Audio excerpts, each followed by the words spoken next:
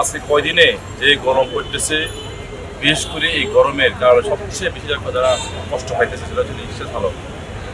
এই দেশের এই পৃথিবীতে রিক্সা চালক আর যারা কৃষি কাজ করে, রোদ যদি পড়ে তাদের চেয়ে কষ্ট আর এই পৃথিবী আর কোনো মানুষ এই কষ্ট করতে পারে না।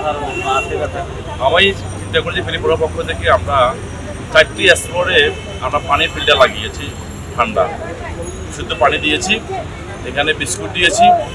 আমার শহরের রিক্সা যারা চালক তারা এই গরমের মধ্যে অনেক ক্লান্ত হয়ে যায়, তখন একটু যেন পানি খাওয়ার জন্য পিপাসা ধরে, তখন তারা আশপাশে পানি পাওয়া সে সুযোগ থাকে না। এই জন্য তাদেরকে বিনামূল্যে এখানে আমরা ফেনীপুরের পক্ষ থেকে তাদেরকে পানি পান করার জন্য আবার বিস্কুট সামান্য একটু দিয়েছি খাওয়ার জন্য আমরা ব্যবস্থা করে দিয়েছি। 40% বেশি গ্লো, বিশ্বের 1 নম্বর গ্লো ক্রিম, নতুন গ্লো এন্ড লাভলি। এবং আমরা পুরো পক্ষ থেকে আজকে আমরা দেখেছি আজকে প্রায় অনেকগুলো রিক্সা চালককে আমরা আইসক্রিম দিয়েছি এবং আমরা ঘুরে দিয়েছি। আমরা মাঝে মাঝে প্রতিদিন চেষ্টা করবো ঠান্ডা কিছু দেওয়ার জন্য। আজকে পেয়েছি, কালকে আমরা ঠান্ডা পানি বোতল দেবো। একদিন একটা জিনিস দিয়ে আমরা চেষ্টা করবো এই শহরে মানুষকে কিছুটা হলেও আমরা তাদেরকে একটু পাশে থাকানো।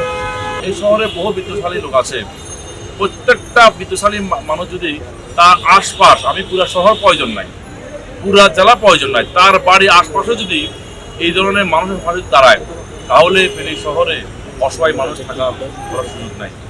তারপর আমি মনে করবো যে আমাদেরকে দেখে যদি কেউ যদি এগিয়ে আসে, ধন্যবাদ জানাবো, সাধুবাদ জানাবো।